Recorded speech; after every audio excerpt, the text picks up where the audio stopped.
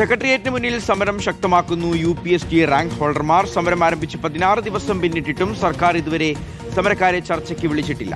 ഉടൻ ചർച്ചയ്ക്ക് വിളിച്ചില്ലെങ്കിൽ പ്രതിഷേധം ശക്തമാക്കുമെന്നാണ് മുന്നറിയിപ്പ്. സുനിഷ അയലൂരിന്റെ വിശദാംശങ്ങൾ നൽകാൻ. സുനിഷ, യാചനാ സമരം അടക്കം നടത്തുന്നത് നമ്മൾ കണ്ടു. ഉദ്യോഗസ്ഥരുടെ പ്രതിഷേധം ആ രീതിയിൽ അടക്കം പോകുന്നത് കണ്ടു. നമുക്കറിയാം, കഴിഞ്ഞ ദിവസം LPSC റാങ്ക് ഹോൾഡേഴ്സിന്റെ സമരം അത് സർക്കാർ ചർച്ചയിലൂടെ ഒത്തുതീർപ്പാക്കിയിരുന്നു. അപ്പോൾ ആ ഒരു പ്രതീക്ഷയിലായിരിക്കുമല്ലേ UPSC-ക്കാർ?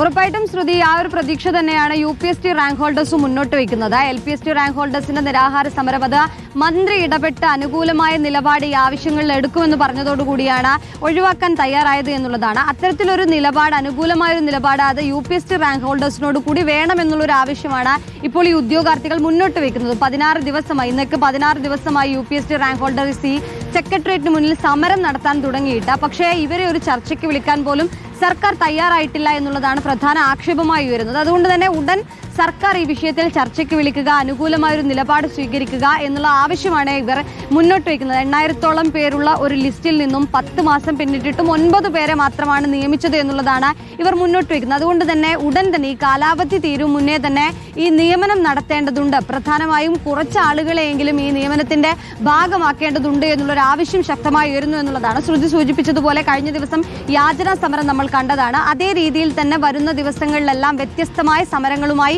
മുന്നോട്ട് പോവുക എന്നുള്ളതാണ് നിലവിലിപ്പോൾ UPSC റാങ്ക് ഹോൾഡേഴ്സ് ഉദ്ദേശിക്കുകയും ചെയ്യുന്നത്. ആവശ്യമെങ്കിൽ നിരാഹാര സമരം ഉൾപ്പെടെ നടത്തുമെന്നുള്ളൊരു കാര്യം കൂടി UPSC റാങ്ക് ഹോൾഡേഴ്സ് പറയുകയും ചെയ്യുന്നുണ്ട്.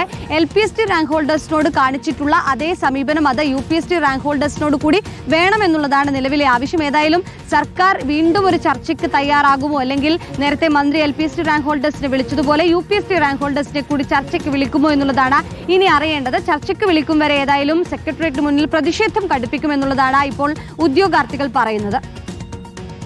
സുനിഷ അയലൂരാണ് വിശദാംശങ്ങൾ നൽകിയത്.